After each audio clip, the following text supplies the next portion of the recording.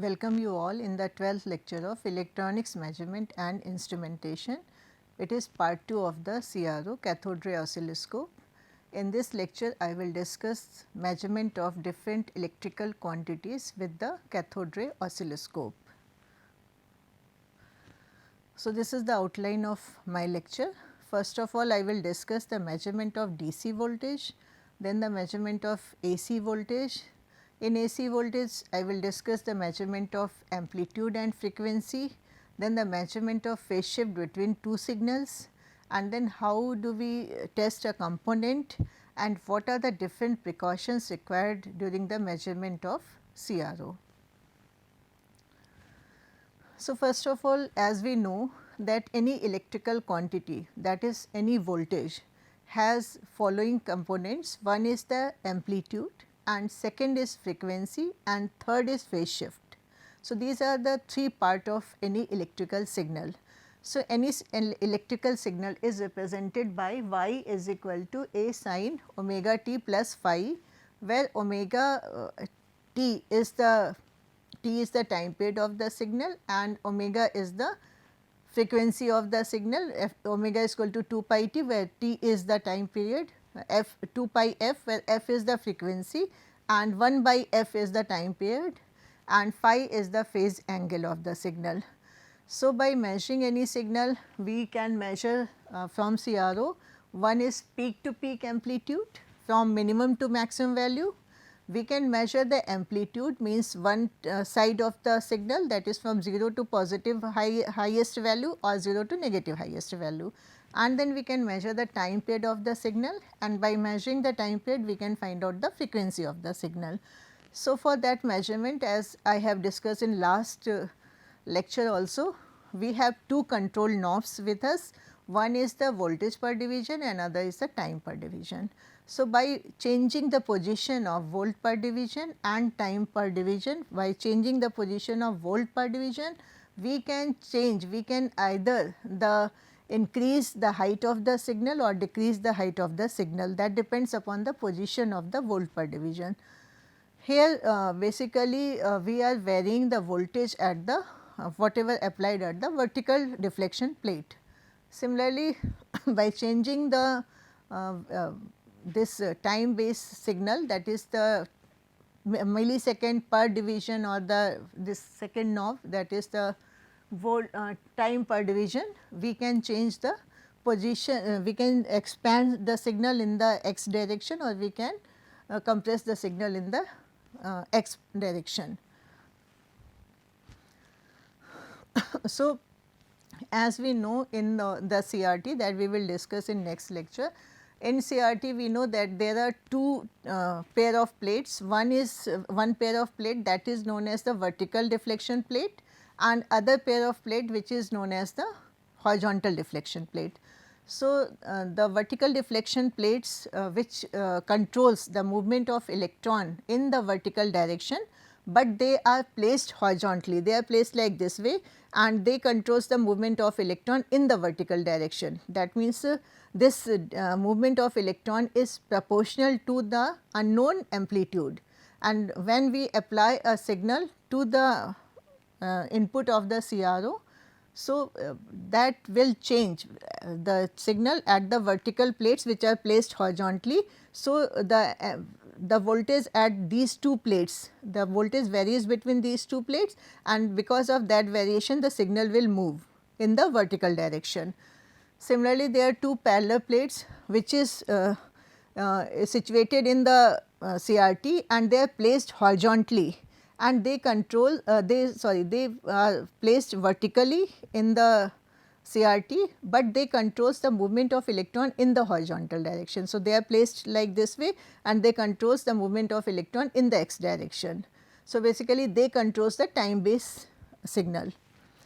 So, this type of suppose the first thing what I have shown here, that when we have not applied any signal at the horizontal deflection plates, then what will happen, there is no movement of electron beam in the horizontal direction.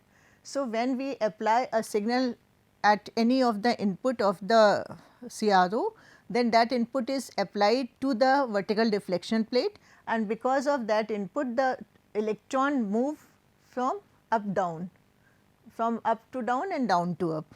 So, you will see electron movement at this vertical position, but there is no movement in the horizontal position. So, it will show the peak to peak value of the signal, but it will not show the time of the signal or the frequency of the signal. Similarly, if we put a signal at the horizontal plate, but no signal at the vertical deflection plate. So, what will happen? There is no vertical movement of the electron beam, only the electron spot will move in the horizontal direction. So, you will get a horizontal trace, but not a vertical trace. Suppose we apply both the signal, same sinusoidal waveform at horizontal and deflection plate both, then we will get this type of pattern, a diagonal line. So, it means when we want to see the behavior of the signal, we want to see the waveform of the signal, then we have to apply the signal at the y plate, y deflection system, that is the vertical deflection system, and we will apply a time based signal at the horizontal plate. So, suppose first of all we want to measure DC voltage. So, as we know DC voltage has no repetitive value, means it is a straight line. If we see the DC voltage is like this way, this is suppose the axis. So, this is the DC voltage and this is the amplitude of the signal. So, suppose we want to measure only the amplitude of the signal, we do not want to see the signal behavior. So, simply we will switch off the time based signal, means we will not apply any input to the horizontal deflection plate. So, switch off the time based signal, then you will see a spot movement from here to suppose the spot is here. So, it means this position, this y is showing the amplitude of the signal. So, the spot will move only in the one direction, and suppose if we by adjusting the x position of the signal, we can place that spot at the midpoint of the screen.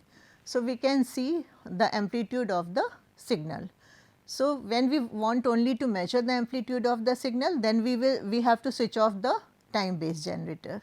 So, time based generator is turned off, and then suppose this y, which is having y, this knob, the previously I discussed the knob of volt per division, suppose it is at 2 volt per division, and this amplitude is suppose 1.5 division, 1 division whole and 0.5 of the 1 division, that means 1.5.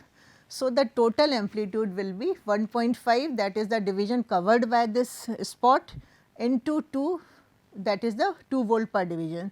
So, the amplitude is of 3 volt. Similarly, suppose we want to see the waveform also. So, at that time what we will do?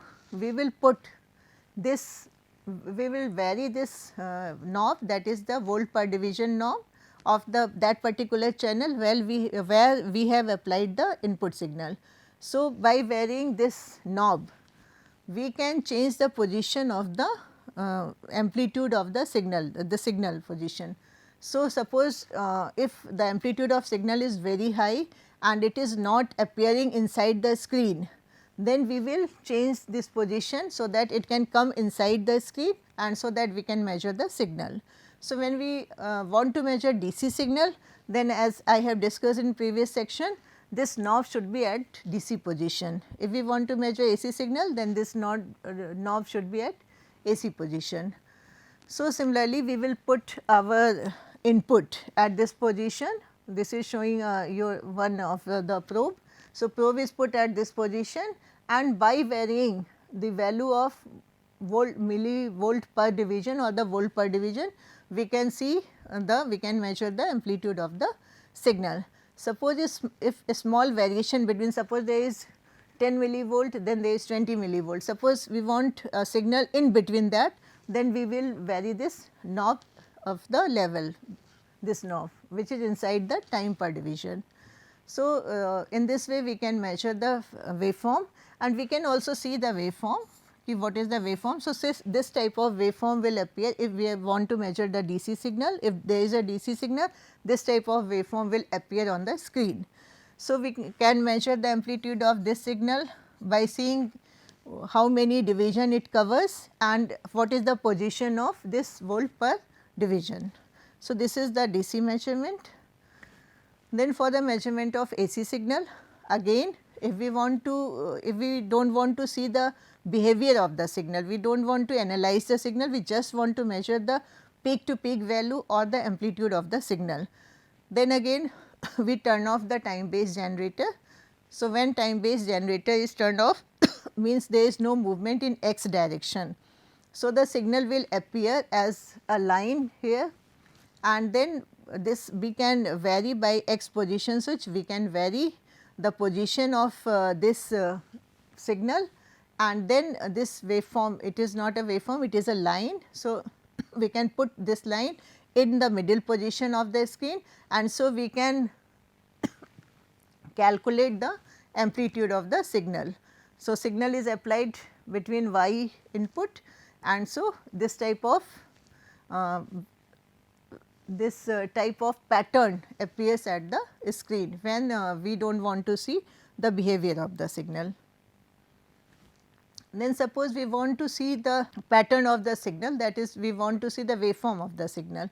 So, what we will see, what we will do, we will just put the this triggering pulse, triggering switch at internal triggering position.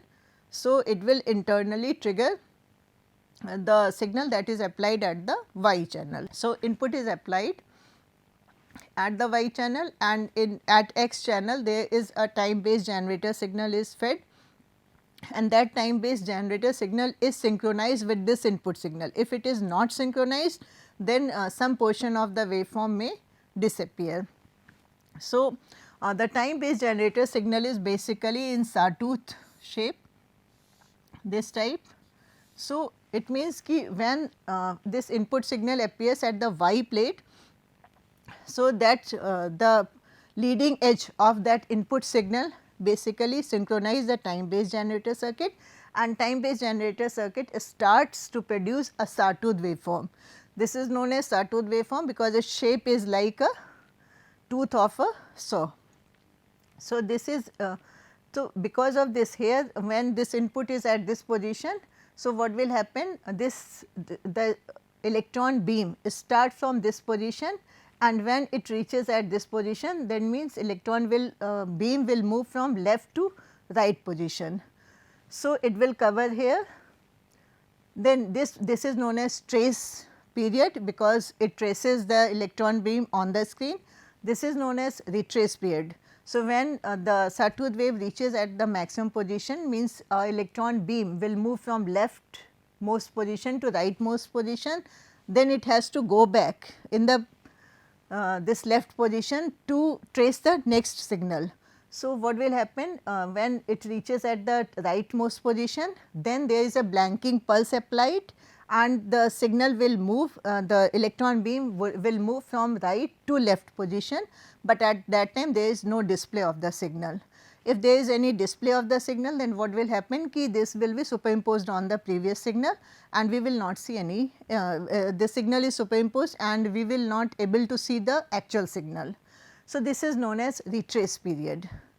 So, trace period is very wide and retrace period is very short, and during the retrace period the cathode is applied with a very high negative potential, so that no signal will appear. So, suppose this is the screen of the CRO. Generally this division is in multimeter and each division have 5 subdivisions. So, suppose as shown here that this amplitude, this peak to peak voltage covers the 4.3 centimeter, and then it is multiplied by the knob is at the position of 5 volt per division. So, per division means per centimeter. So, the total signal peak to peak will be 21.5. Okay. We can also find out the root mean square value by dividing the peak to peak voltage by root 2. So, peak to peak voltage of this signal is 21.5 volt. So, amplitude we can find by dividing this by 2. So, this is the amplitude of the signal. Now, we have to find out the frequency of the signal. So, for finding out the frequency of the signal, first we have to find out the time period of the signal. So, this is the time period of the signal, distance in centimeter in x direction. So, distance is 5 centimeter and the knob is at 2 millisecond per centimeter. So, this is 10 millisecond and this 10 millisecond when it is 1 by f, we want to calculate the frequency, then 1 by time period is the frequency. So, this signal has 100 hertz of frequency. Similarly, suppose this type of signal is displayed. So, we can calculate the value of the amplitude and the frequency of the signal. Similarly, CRO is acting as a voltmeter also, it also displays the waveform. So, a waveform display when the frequency of the input trigger input time based generator is equivalent to the frequency of the input signal, then it will show the single waveform on the screen. And if suppose the input signal is twice the signal of the time base frequency. So, when the frequency of the input signal is twice the frequency of the time based generator frequency, then 2 cycles of the waveform will appear on the screen. So, like this way, if you see the 3 cycles of the waveform, it means the time based generator is 1/3 of the unknown frequency signal. Then we can also measure the, if suppose we want to measure very short duration pulse, then we can also measure the short duration pulse by using CRO.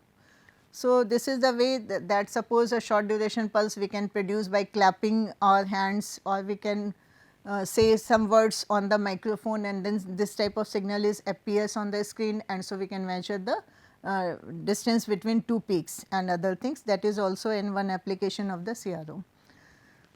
So, now we want to measure the phase difference between the signal. So, there are 2 methods using for by which we can measure the phase difference. The first is the dual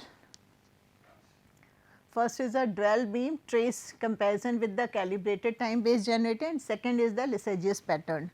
So, first is suppose 2 waveforms are simultaneously applied at the input of a CRO in 2 separate channels, and suppose there is a distance d between the 2 waveform. Suppose d is the total time period of the waveform, small d is the distance in terms of the division or in terms of the time. So, this is the phase difference, this small d is the basically the time difference or the phase difference between 2 signals. So, we can calculate, if we can manage in our CRO that 2 waveforms are displaying at this type, then we can calculate this by the scaling factor x is equal to 360 degree, because one cycle complete takes 360 degree. So, 360 by d. So, this the phase angle theta between the 2 waveforms are s into d, that is small d divided by capital D into 360 degree.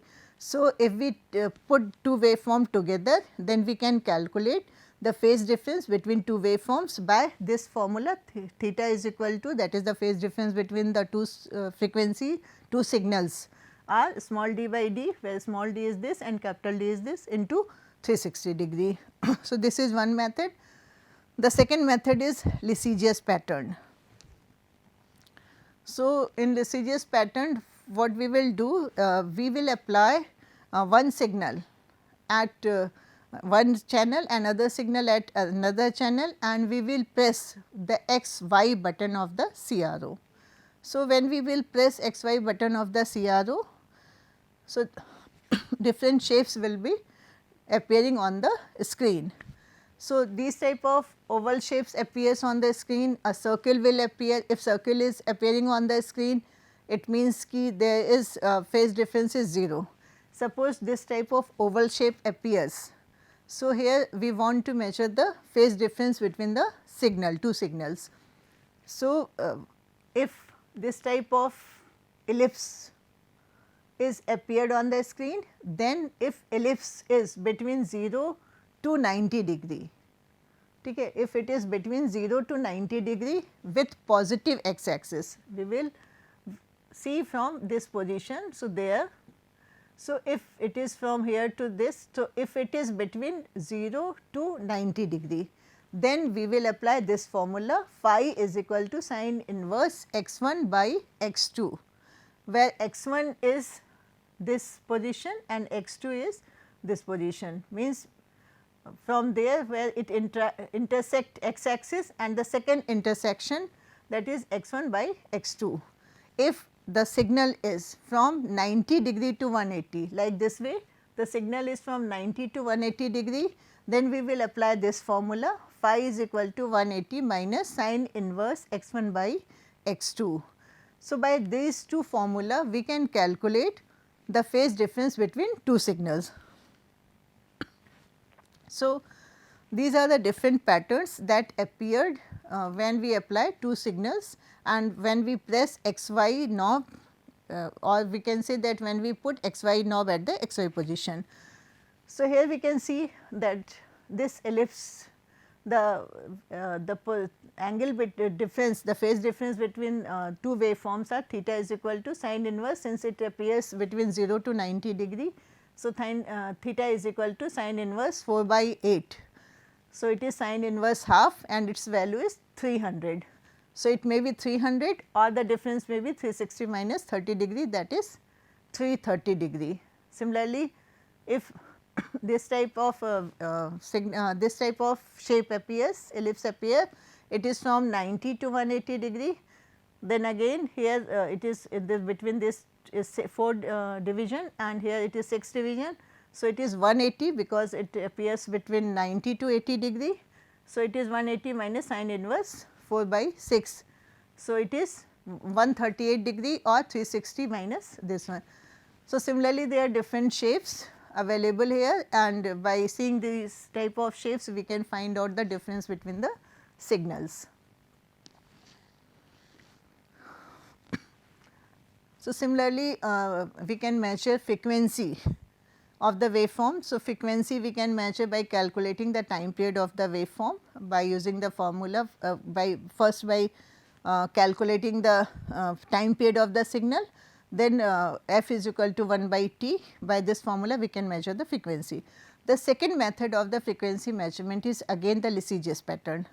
So, in Lissajous pattern what we will do, we will apply the unknown signal at the y plate and we will apply the known signal at the x plate. Means we have a standard source, by that standard source we are applying a signal that is at the horizontal plate. So, there are different type of wave shapes appeared, they are also ellipse.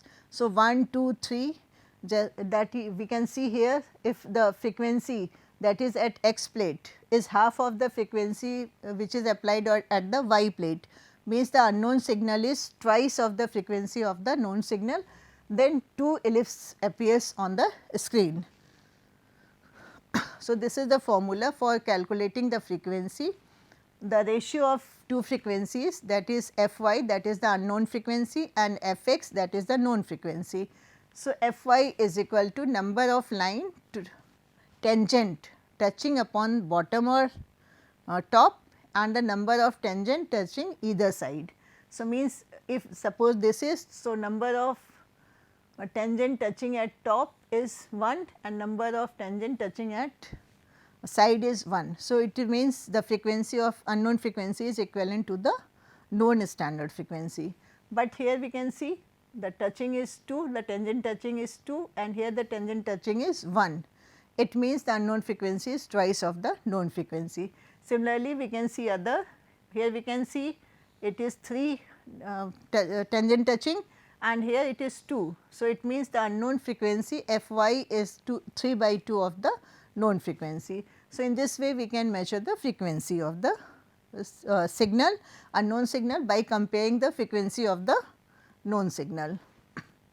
So, these are the different component testing patterns. So, suppose we want to measure, we want to see whether a component is working or not working properly if we are not having a particular tester for that component. So, these are the different standard pattern given by the CRO. If you purchase any CRO, then that CRO will give you a prescribed book, and in that manual, CRO manual, you will get these type of pattern. So, we can compare the pattern. If the pattern is okay, suppose that first pattern is, if any circuit or any resistance we want to measure, or the transistor we want to see whether it is short circuited or not. So, if one line appears, it means it is short circuited. Similarly, we can see there, if we want to check the base and collector junction of the transistor, and if this type of pattern appears, it means our transistor is working. Similarly, the junction EC, then FET we can see. Similarly, here are different patterns by diode, Zener diode. If below 7 volt, then this type of pattern will appear, it means our diode is okay, Zener diode is okay. If not appear, it means there is some problem in the Zener diode. Similarly, the silicon diode has this type of pattern, germanium junction diode has such type of pattern. So, we can also measure the component. So, by CRO we can see the waveform of the any signal, we can measure the frequency, time period and other things. We can also measure the component of the any component, we can see whether it is working or not by the CRO. Then what are the precaution required? The first thing is, every CRO, at the front panel of the CRO, the maximum frequency that can be measured by the CRO is given. So, the bandwidth of our signal should not increase with the bandwidth of the signal. So, means the signal which we are going to measure, the amplitude or the frequency of that signal should be less than the frequency of the CRO. So, first thing is bandwidth limitation is there. The second thing is that the probe we are using. If suppose our CRO has a 30 megahertz bandwidth, but the probe we are using is not having that much bandwidth. So, again we will not correctly measure our signal. So, we have to make sure that the probe that we are using is also having the same bandwidth. Then triggering. Triggering is also, the waveform of the triggering should be very whatever we require, the triggering should be correct. Then ground clip should be grounded, properly grounded, and it is pure, it should not produce inductive or capacitive component.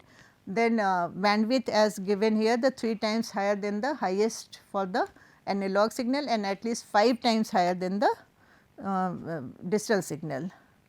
So, this is all from my side.